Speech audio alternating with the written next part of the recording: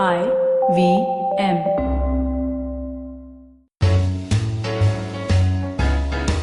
Hi, I'm Satyajit. Hi, I'm Rachita. Welcome to Paperback by the Open Library Project. We have as our guest today Himali Kothari, creative editor of a performance initiative, Readings in the Shed. In the first half of the episode, we discuss Half the Sky by Nicholas Kristof and Cheryl Wooden. Himali shares her experiences as a writer, books and ways to improve writing, and her creative writing workshops. In the second half, we discuss Face to Face by Ved Mehta, Strange Pilgrims by Gabriel Garcia Marquez, and The Shadow Lines by Amitav Ghosh. We also discuss Getting the Words Right by Theodore Cheney and On Writing Well by William Zinzer, ideal for aspiring writers who want to hone their craft. Happy listening.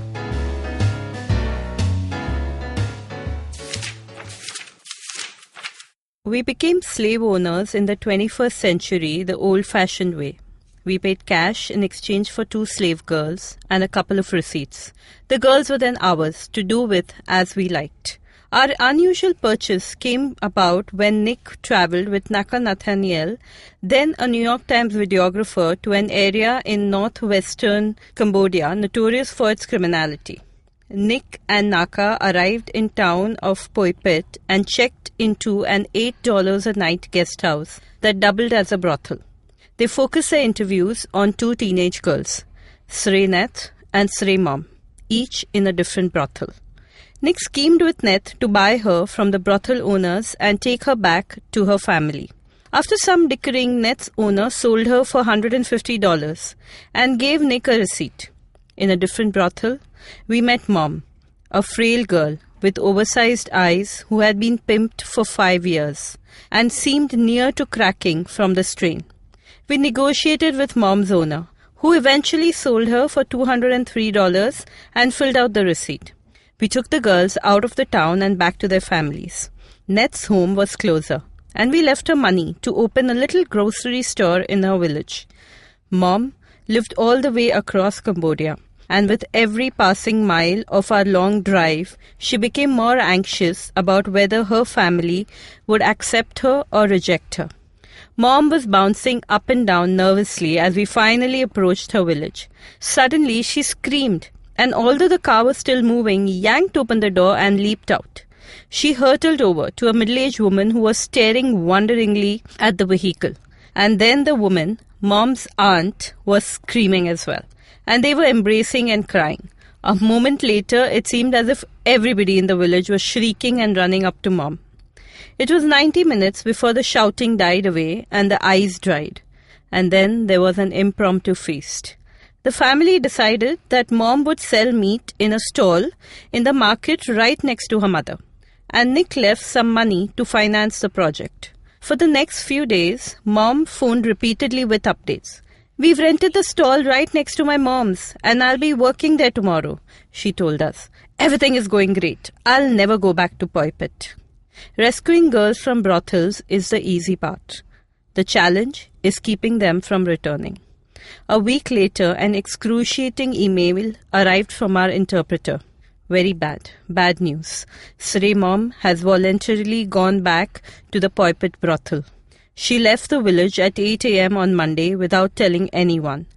She left her phone with the family and she called them last night to tell them that she's in Poipet. Mom, like many brothel girls, had become addicted to meth. Often the brothel owners give girls meth to keep them compliant and dependent. In her village, the craving had overwhelmed her, and she was consumed by the need to go back to the brothel and get some meth. The next time we visited Poipet, a full year had passed. When Nick walked into Mom's brothel, she saw him and dashed away in tears. After she had composed herself, she came out and kneeled on the floor and begged forgiveness.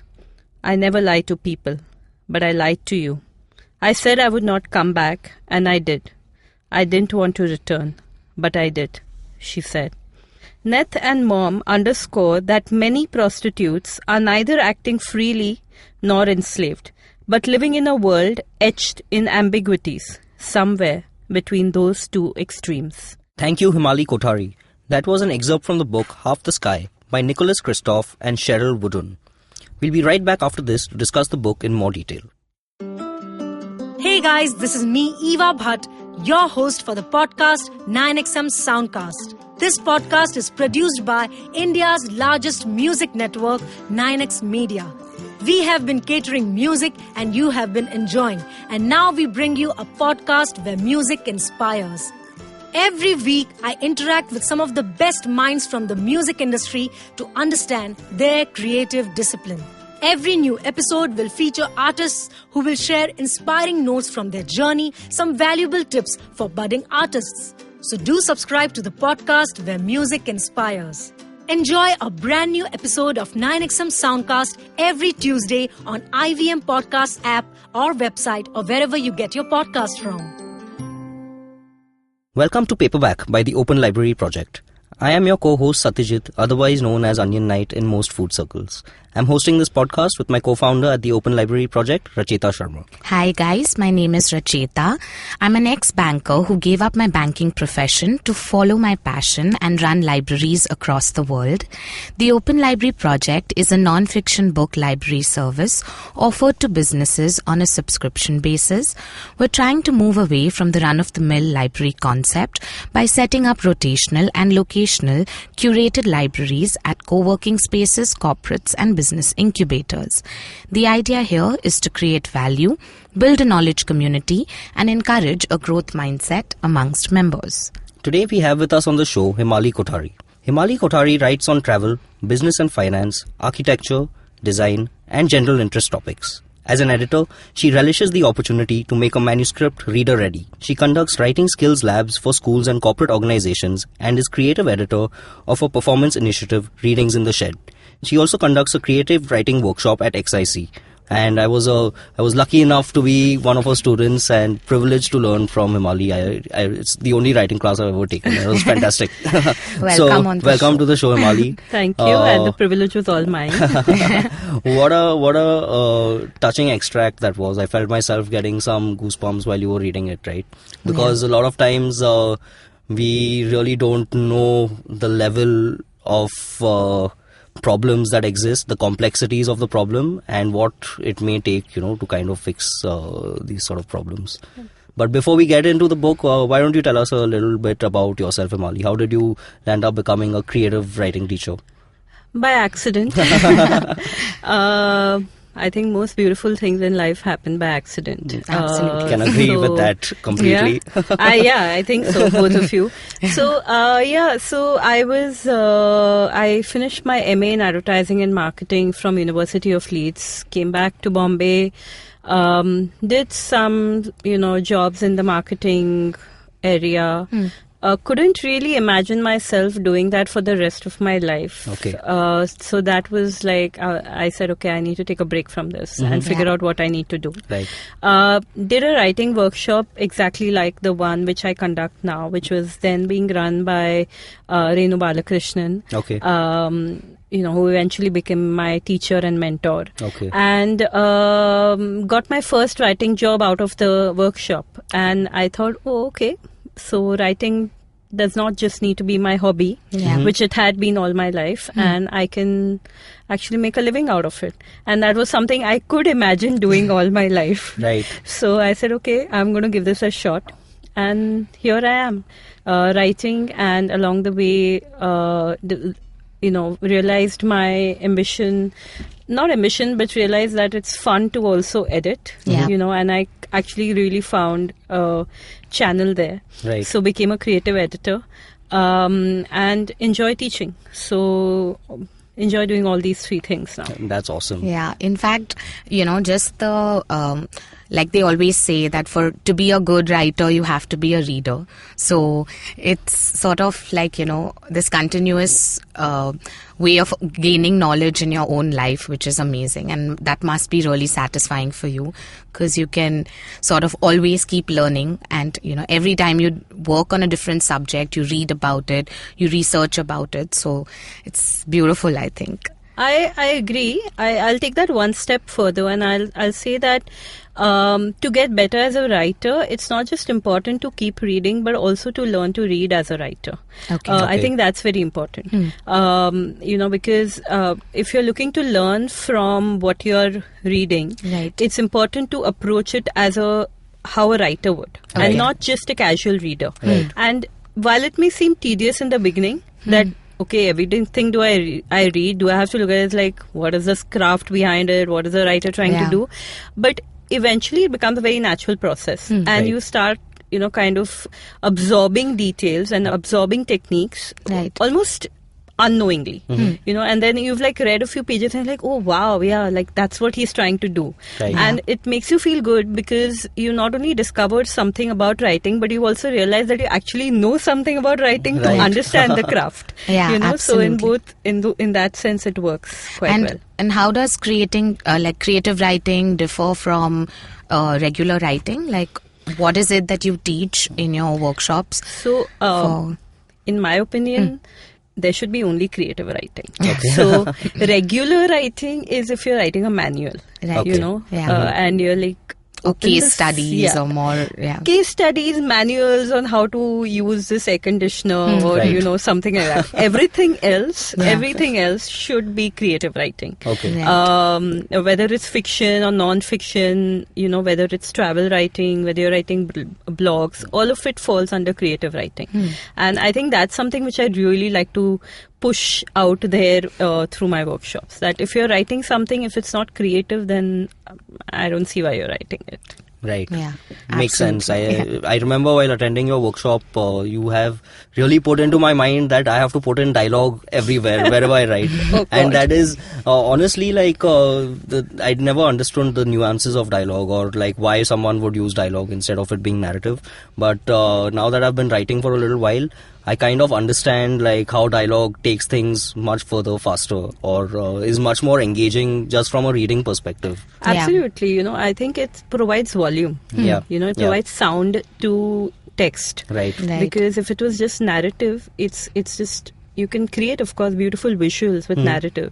But I think two things for me that dialogue does is, one, it brings in volume and voice, different voices. Right. And second, it gives a lightness to the reading. Right. It just lends it a little bit of lightness. So for Yeah. me, those are the key reasons I would use dialogue all the time. In fact, it definitely, clarifies a character. Like, Yes.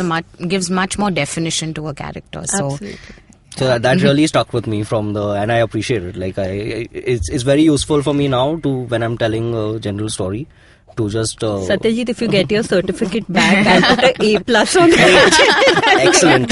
Excellent. I'm gonna find it. and now I know what this is about. So, But, it's been amazing. We just recently spoke about the moment of lift with Melinda Gates, by Melinda Gates. And it's...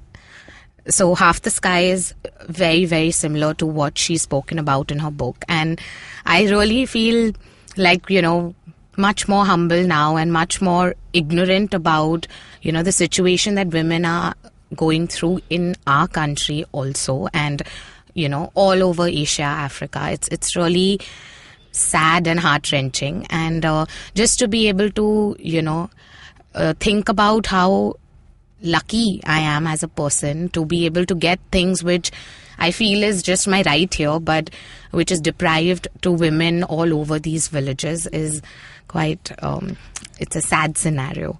So, tell us what about this book really, really stood out for you, and, So why would you recommend someone to read it? So, of course, I understand the humanitarian grounds it's Right. based on. And Yeah. Nicholas Kristof is a journalist, a 2-time Pulitzer Prize winner, and a journalist who is known for his humanitarian voice. He's a I political believe commentator. Nicholas and Cheryl are a They couple. are a couple, right? yes, Yeah. they are a couple. And he's been writing op-ed columns for the New York Times, I think since 2009 or no 2001. Yeah. And he's known for his humanitarian voice. For me, the reason this book stands out as a writer is, and I think that's the reason it also connects on a humanitarian level, is because he doesn't talk about statistics and numbers. Right. You know, statistics and numbers are forgotten. You know, so if I come out here and tell you like 2 million women, blah blah blah, you know, it will, of course, it's horrifying that Right. 2 million women are going through this. Yeah. But after a bit, you will forget it. Right. But when you tell a story Yeah. and you create that one character, you know, there's Seth mom, there's, you know, and you think of her, you picture her, you Yeah. see her in Yeah. her village with these people around her, and then you see her back in Poipet. Yeah. That's a very distinct story. It's a very distinct character. Right. And I think what he has done through this book is that he has managed to connect the reader to all these very distinct characters. Right. You know, so their stories become more relatable. Right. Because even though we may obviously have not all gone through the same experiences, we identify with the universal emotion, you know, Right. with the overarching emotion of these characters. And Yeah. For me, that is what this book does. It really makes the story come alive because he's focusing on individuals and not a number, not a collective. Yeah. You know, and that is the power of a story. You know, which is not the power of numbers. Yeah. You Right. know, so for me, that's what's important. So in addition to the very grave topic, he's also Yes. written it really beautifully. Absolutely. And the thing is that the graveness of a topic needs to come across, of course, but it also needs to engage, right? Yeah. Yeah. Because if it's not told in an engaging manner, then who's going to listen to it? Yeah. Or Yeah, who's going to read it?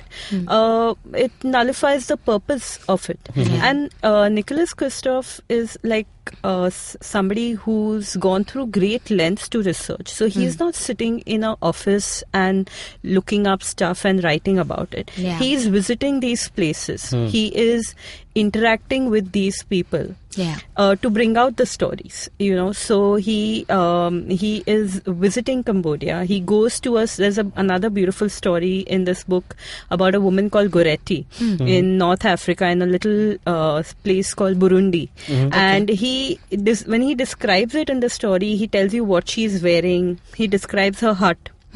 He talks about her husband who loves to drink banana beer and Okay. spends 30% of the household income on it. Yeah. Whereas she is not allowed to even, like, she had never seen 100 franc note, which Okay. is like a pittance in North Africa. Yeah. And she's not even seen 100 franc note, like not a pittance in North Africa, but if you compare it to actual currency in dollars or something, Yeah. it would be cents. It's a few Right. cents. And Okay. she's not seen that. So she's not even allowed to hold money. So if she has to go shopping, she has to go with her husband. Now this story comes alive only because he tells you about this one woman named Goretti. Right. There are hundreds and thousands of her. Yeah. You know, and yes, it's important to know the numbers and it's important to know what it does. But it's also important to know these individual stories. They're basically representing that issue. larger So, number. yeah, definitely. So for me, that was the reason I love the story. In fact, I think, just reading all these books and seeing Bill and Melinda Gates doing what they're doing, you realize that, when you're talking about feminism and you're talking about, educating a woman, so that's not just the problem, right? You'll educate a woman, she will not become a prostitute, she'll go work somewhere. But that money then again goes into her husband's hands and he's, using it for alcohol. So the issue just doesn't remain as education. Yes. And I think just the fact that men are also contributing and, helping their wives in these scenarios to sort of deal with these issues shows that it has to be a collective effort. So Yes, absolutely. And in a way, I guess there's justice in the fact that it's co-written by a couple. So, I mean, like I said, it draws attention to the issues in a very creative and engaging manner. The strange story behind picking up this book, I think this would probably be the first non-fiction book I ever read. Oh, really? Yeah. Wow. And and it's late in my life because I was always a fiction reader. And 2009 was when this book was published, so I probably read it around then. I was watching Oprah. Okay. I mean, I don't know how that sounds. So I was watching Oprah and he was being interviewed on Oprah. Okay. And he was talking about this book. And something about the way he was describing the stories that he's written in this book, I went and ordered it at that moment. Yeah. You know, I said, I need to read this book. It was so powerful the way he was speaking about it. Right. And I hope our listeners do the same. yeah, wow, that'd be Yeah. awesome, right? And so when I read it, when I got that book and I read it, and I thought, okay, this is how non-fiction should be written. Yeah. You know, this is non-fiction. This is creatively writing non-fiction. Yeah. You know, and not in the way we are so used to reading it and thinking about non-fiction in a certain way, like you also saying. Yeah. You know? Absolutely. So is it easier to write fiction books as a, like novice writer? If I want to choose between fiction or non-fiction, what is easier to sort of I think start with? No, it's really about what you want to write. Okay. I don't think it's about the genre or even it's really not about what do you feel like writing. So what is the story that you want to tell? You know, and also there's a lot of parallel between fiction and non-fiction now. So for instance, if you read this, if you read Half the Sky or even the excerpt, if you listen to the excerpt that I read out, you would be hard-pressed to place it in either one of the categories. Yeah. The only thing that makes it non-fiction is that these two people exist. Right. Seth's It's a true mom story. exists, Yeah. Nick exists, Yeah. Nicholas exists, and it's a true story. But the style it's written it in is fiction. Right. So all the tools of fiction are in play. Right. You know, whether it's description of the setting, whether it's dialogue, whether it's building the character.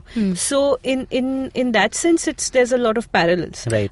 Similarly, when we are writing fiction, we are still trying to create a very real world. Yeah. Right? A Yeah. believable world. Yeah. That may be based in reality or fantasy. Right. Yeah. But we are trying to create a world which, at least in the space of reading that book or reading that story, the reader will believe that this exists. Right. Yeah. Right? So that again requires kind of research. So if you're basing your book in a flat in Bombay, you need to be looking at a flat in Bombay and To be able to describe it accurately so that the reader is sort of put in your position. Exactly. Yeah. So Yeah. then doesn't in a way that become non-fiction? Yeah. In a way. In a way. Though of Yeah. course the story is choreographed and the story is born out of your imagination.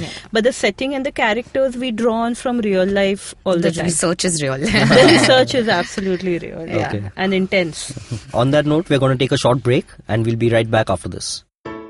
Hey everybody, welcome to another week on the IVM Podcast Network. If you're not following us on social media, please make sure you do. We're IVM Podcast on Facebook, Twitter, and Instagram. As I have asked you guys before, if you're finding what you listen to interesting, then please take a screenshot of what you're listening to, send us a note with it, tag us on social media. We'll either, talk about it, we'll take the feedback into consideration, or we'll repost it. We just really appreciate getting feedback like that, as do all of our hosts. Also, want to mention the fact that we're still hiring at the best place on earth to work in, which is the IVM Podcast Network. So if you're interested, please do send us an email to careers@indusvox.com. One other thing I wanted to mention, that this is the week of the crossover. We have not one, not two, not three, but 4 crossovers this week on the network. Hosts from one show are showing up on another. And so if you'd like to listen to your favorite host in a different context, stay tuned and find out where they appear. On The Scene and the Unseen, Amit Verma is joined by author Rahul Verma. They talk about the nature of political ideologies and how they hold up in an Indian context. On Advertising is Dead, the successful entrepreneur Ronnie Screwvala joins Varun to talk about being an outsider in the media industry and shares tips for budding entrepreneurs.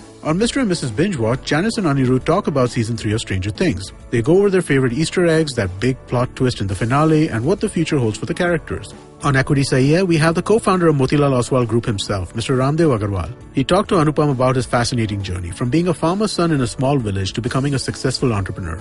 This is a conversation well worth checking out. On the Empowering series, Zarina is joined by food blogger Present Patel, who is also the host of our Parsi food show Not Just Dhan Saag. Together, they talk about mompreneurs, finding a balance between work and motherhood, helicopter parenting, and more.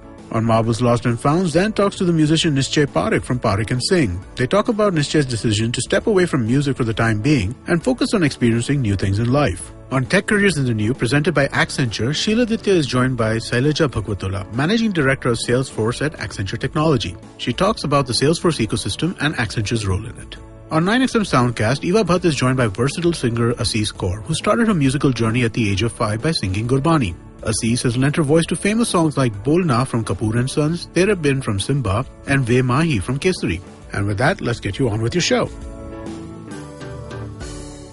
Welcome back, guys. We still have with us Himali Kothari on paperback. Hi, Himali. How are you? Hi, I'm good. Still good. Yeah. Okay, so the next book that we're talking about is Face to Face by Ved Mehta. Can you tell us a little bit about this book?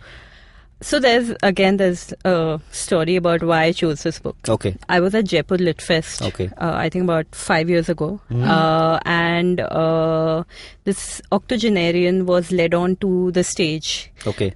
which consisted of a panel of writers. He was an author I'd never heard about, Okay. Ved Mehta. Right. And the reason he was led on to stage is because he lost his eyesight when he was 3 years old. Okay. And like I said, somewhere in his 80s when I heard him. And when he started to speak, he was like the most articulate speaker on the panel. On a panel of writers. On a panel of writers and others. I mean, I don't even remember who else was there because he, for me, was just He stood out. amazing. Yeah. And he finished speaking, and I was like, if somebody is so articulate when he's speaking on a panel, so it's not like a rehearsed speech, right? Yeah. He's Right, so yeah. articulate. I have to read Yeah. what he's written. Yeah. So I went to the book tent on the Jaipur Lit Fest campus at that time, and this was the first book he wrote ever. Okay. So it's a book. It was published, I think, in 1957, and I just had to read it. And I think I read it like while I was still in Jaipur. Within the next 2 days, I couldn't put it down. Okay. Um, So it's his memoir. So It is. It yeah. is his. It is a memoir of his early life. All So a right. memoir is a few chapters or a Right. segment of your life, unlike an autobiography, which is a Yeah, complete. detailed of from the time you were born to the time just before you die or whatever. Right. But a memoir is your selection of what part of your life you want to share the world with. Right. You know. Okay. So he's talked about in this book about his struggle to gain an education. Okay. Because when he lost his eyesight, this was pre-independence. Okay. And he Okay. was 3 years old. And he was from a well-to-do family.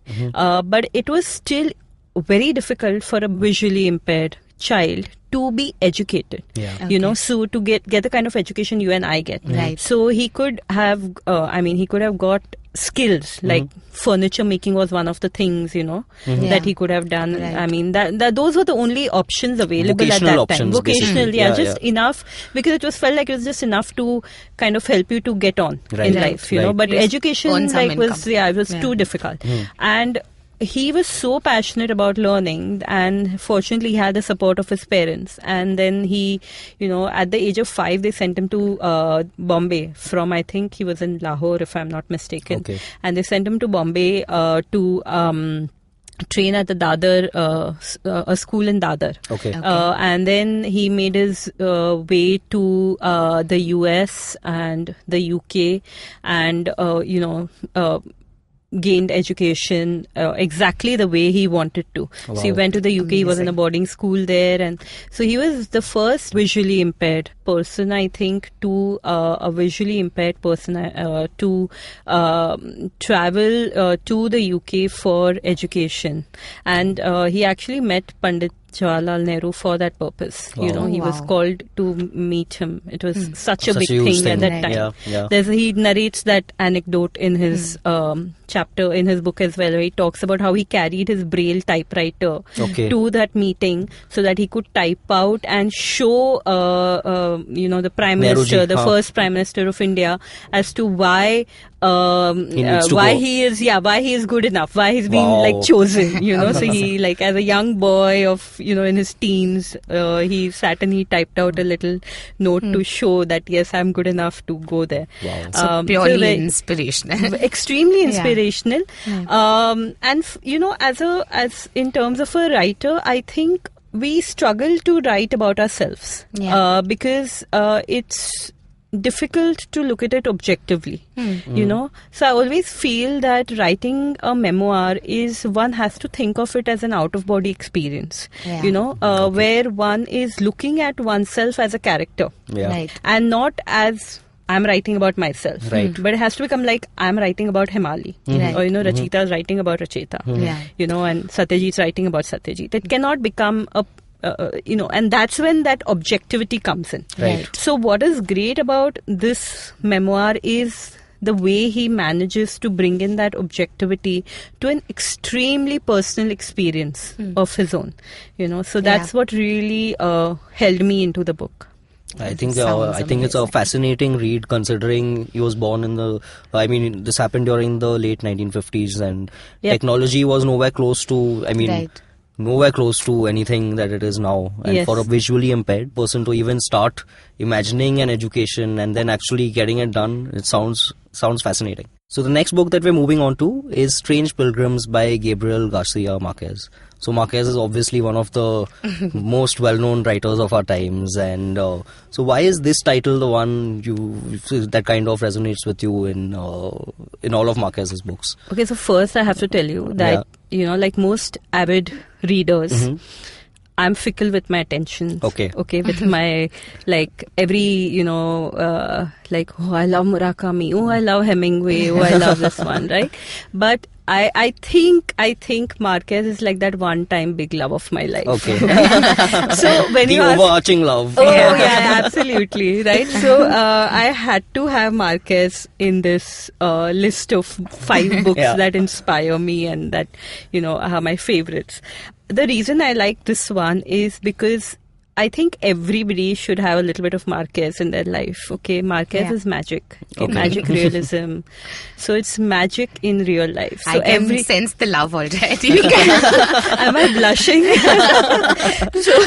so everybody should have a little bit of Marquez in their life. But Marquez in the long form is not easy to read. Yeah. Okay, it's not everybody's cup of tea. Right. It can be daunting and can turn you off. Yeah. So this one, because it's short stories by Marquez, I think they are very accessible, while still showing what he is all about and why he is such an amazing writer to read. Absolutely. So which is why I think I chose this one, because whenever somebody asks me recommendations of good authors or good books, this is always one of my recommendations, because you have to read Marquez at some point in your life, and no better place to start than short stories, as small a reader doses. and as a writer also, so it's great.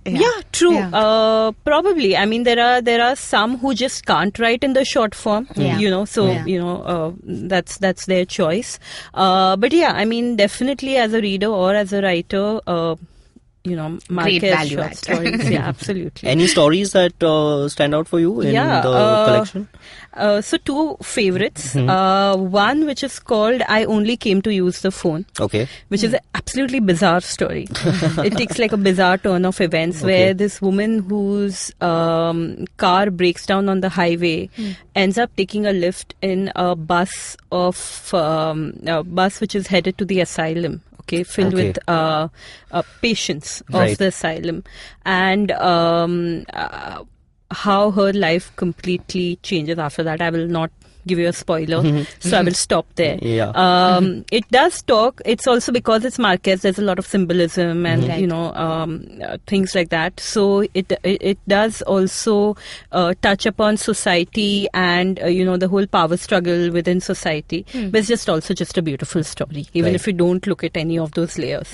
And the second story, which is a real favorite, is Sleeping Beauty and the Airplane. Okay, that's one. That's the title, and that's, for me, it's very un-Marquez because it's very relatable. It's probably the shortest and the most one-sided love story ever. And we can all relate to it because we all have these experiences where we are like sitting, either in a doctor's clinic or in an airplane or in the train or something, and somebody will come and sit next to us, and we are imagining this and maybe we it's an interesting person. We're imagining this whole kind of if what if romance happened? What if, or should I say this? And should I say something smart? Something smart, or is my hair okay? Or, all of that. Yeah. And I would take a book out at that point. Good, I'll try that next time. So, and then that person walks up and leaves. And that's it. That's That's the end of your love story.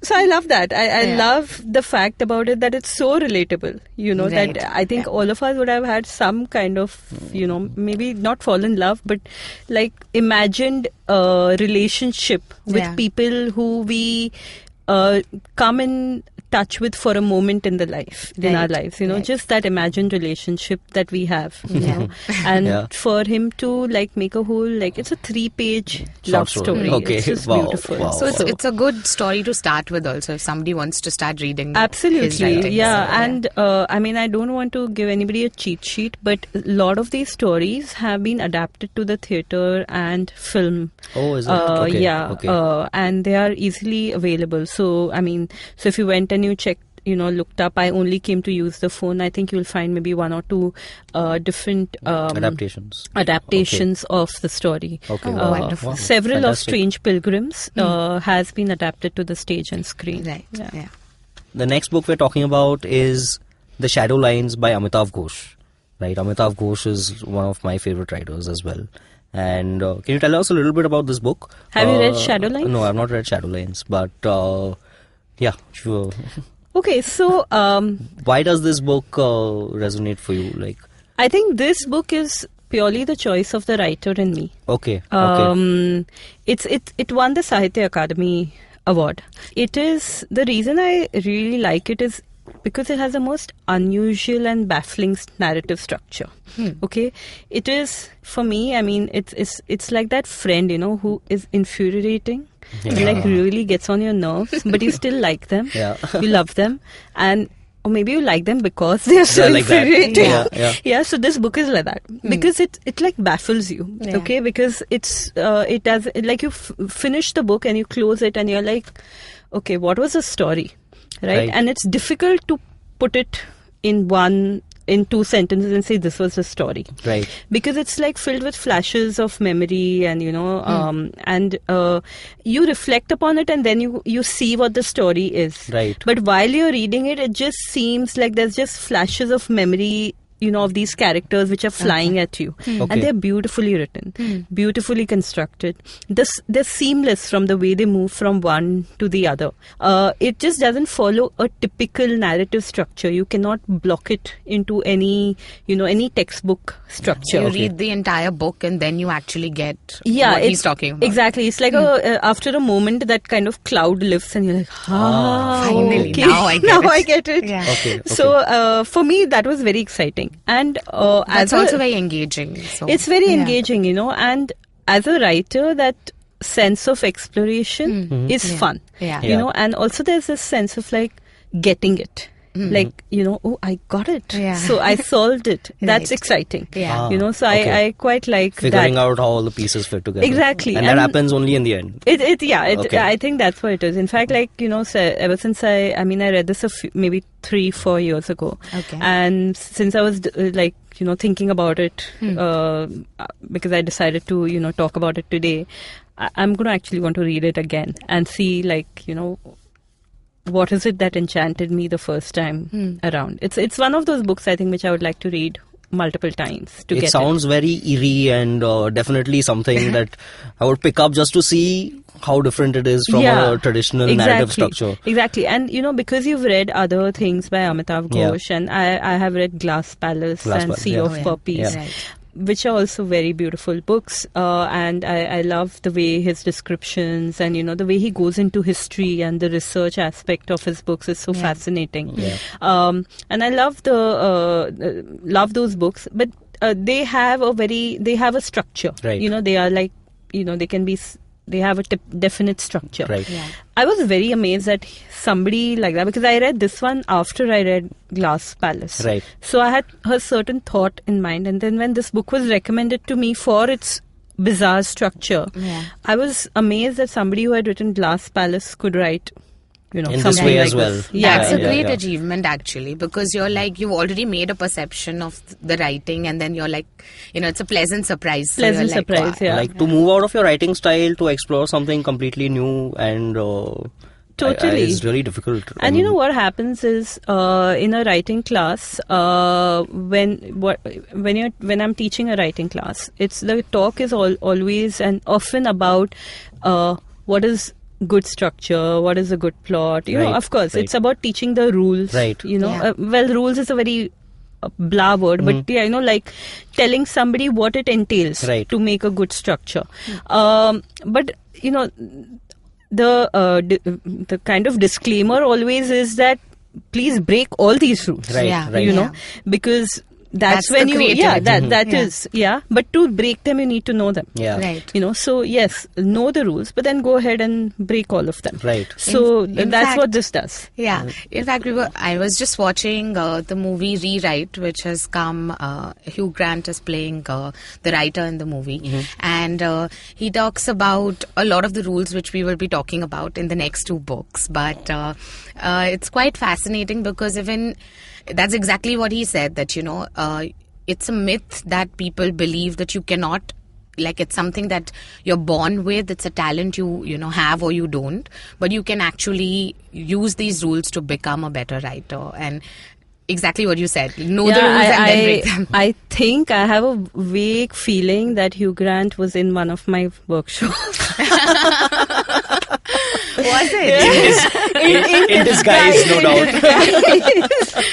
Well, he was a good student.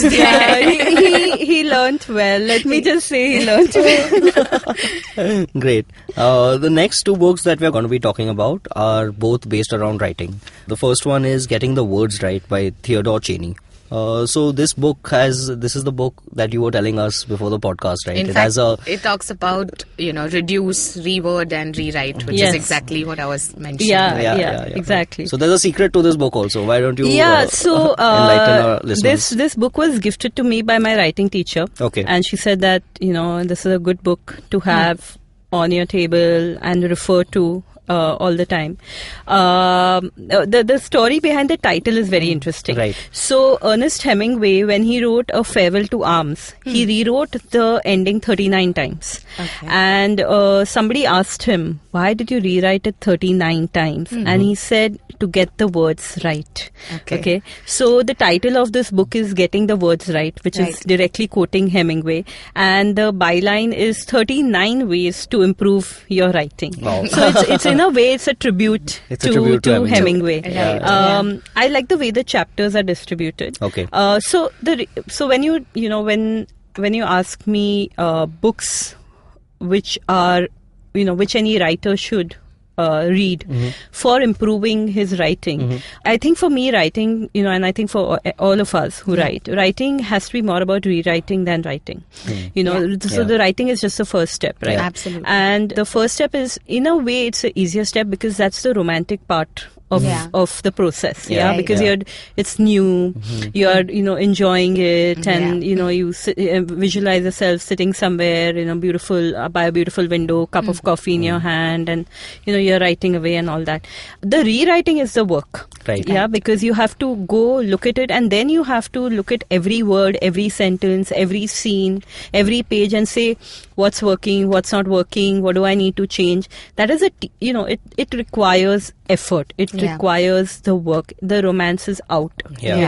So for me, these two books, on getting the words right and on writing well is the next one that we're talking about. That's by William Zinsser. On Writing Well by William Zinsser are important books because they talk about the rewriting process. And that is a process which I think we need to learn more about. Yeah, I think because all authors are so passionate about what they're writing that we always tend to overwrite or overemphasize on something, or put in stuff which doesn't have context to what you're writing. And then the rewriting process is basically eliminating all of those things that are not eliminating needed. Expanding, redoing, all of that, and that requires a study of the craft. Right. The first draft should not involve any understanding of the draft. It just needs to come from a very personal, pure space about wanting to tell a particular story. But after that, it needs to become about the craft, because that's obviously not the final way that you want to tell your story in. So which is why both these books for me are very, very important. On Writing Well by William Zinsser, I use one of the chapters in my writing class, one of his chapters on simplicity, where he talks about writing simply. But all the chapters are lovely. He talks about clutter in one of the chapters. He talks about, all the different kind of obstacles to good writing and what we need to work at. I love the way he talks about it, because it's not didactic. He is. It's like your favorite auntie, sitting and giving you advice, life lessons. So there's a warmth to it, and he's teaching you. So it's very easy to absorb that. Then somebody like saying, do this, do that, don't do this, don't do that. It's not that. And he gives good examples. So, for instance, in Simplicity, in the chapter Simplicity, he gives you a draft of the first draft of that chapter. And then he shows you how he edited it to make it simpler. Oh wow! Nice. So that's a very that's a nice way to show it, because he's actually showing you what he's saying. Right. So it's a good thing, to see the process. Yeah, and I think writing can't be about, giving instructions, because you have to, like you said, expand your thought process. So it has to be about, probing and asking questions, I guess, more than just giving blind instructions of how you write. Yeah, if I get a lot of questions in my next class, Rachita, it's because of you. Thanks to your statement about asking more questions. So is it would it be accurate to say that the path to becoming a good writer involves a lot of self-editing, right? You have to become a good editor of your own work?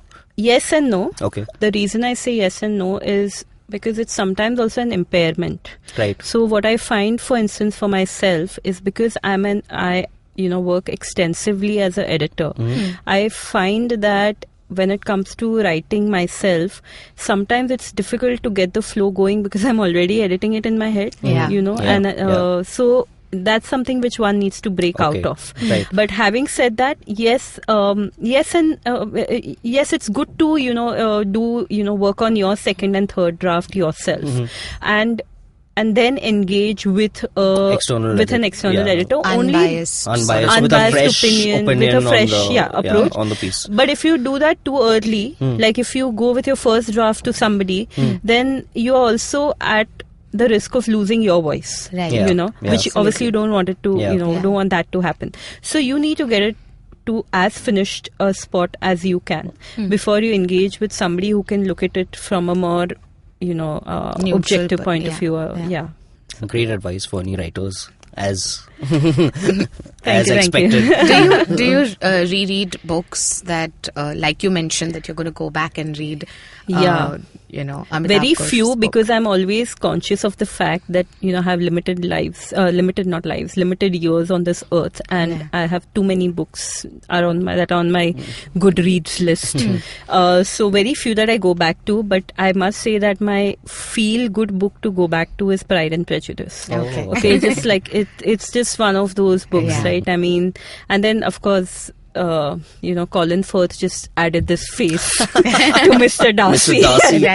Made it more, even better. But Pride and Prejudice is just a book I think every couple of years I just like, and I just read my favorite scenes. There's some, I know where these favorite lines are, but it's just nice to still go to that page and read them. I think I have 3 different copies of Pride and Prejudice on me, and so there's some books which I do go back to, but usually not, because it's nice to always have something. There's so much out there to read, and such beautiful works that I feel like I'll miss out. Right. So So Himali, tell us where can people who want to sign up for your class maybe sign up, or where are you available on maybe social media? Himali Kothari is my Instagram handle, and I am on Facebook as well by the same name. The workshop at Xavier's is in it takes place periodically. The next one's in September. Okay. So for that you can go on to xaviercom.org for details. Okay. So, awesome. Great.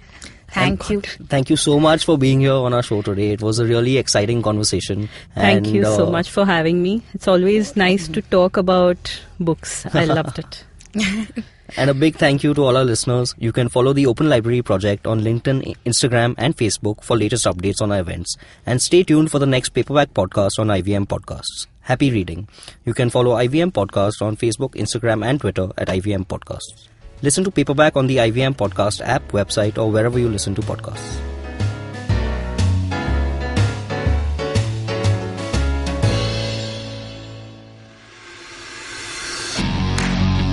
Are you looking for India's most awesome cricket podcast? Are you now tired of listening to the same old guys drone on about cricket everywhere? Edges and Sledges is a weekly cricket podcast hosted by 3 fans of the game, Varun, DJ, and myself, Ashwin. It was established in early 2018, has over 60 episodes now, and is of course now proud to be on the IVM Podcast Network. Each week, we get together from 3 different time zones, the USA, the UK, and Singapore, and we talk about things from the world of cricket, with a focus on Indian cricket. We often interview special guests from all around the world, including former cricketers and cricket media personalities. So check out Edges and Sledges, the cricket podcast, now on the IVM Network.